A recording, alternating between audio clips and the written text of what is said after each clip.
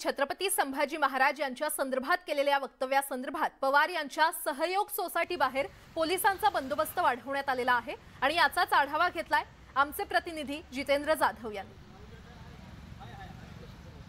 विरोधी पक्षनेते अजित पवार यांनी नागपूर अधिवेशनामध्ये छत्रपती संभाजी महाराजांबद्दल जे वक्तव्य केले होते त्याच संदर्भात आज बारामतीत भाजपाच्या वतीने भिगवण चौकात आंदोलन करण्यात येणार होते, परंतु त्यापूर्वीच बारामती येथील सहयोग सोसायटी समोर भाजपच्या कार्यकर्त्यांनी व शिवधर्म प्रतिष्ठानच्या फाउंडेशनच्या कार्यकर्त्यांनी सहयोग सोसायटी समोर या ठिकाणी आंदोलन केलं।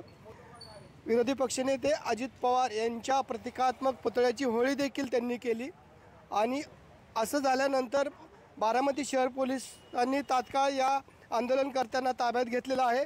आता बारामती येथील सहयोग सोसायटी समोर पोलिसांनी बंदोबस्त वाढवलेला आहे। सहयोग सोसायटीमध्ये आतमध्ये जाणारा आणि येणाऱ्यांची त्या ठिकाणी चौकशी करण्यात येते। या ठिकाणी महिला पोलीस कर्मचाऱ्यांची देखील नियुक्ती करण्यात आलेली आहे आणि आता बारामती शहर पोलीस या आंदोलनकर्त्यांवर काय कारवाई करणार, यांच्यावर कुठली कलम लावणार हे आपल्याला पाहावं लागणार आहे।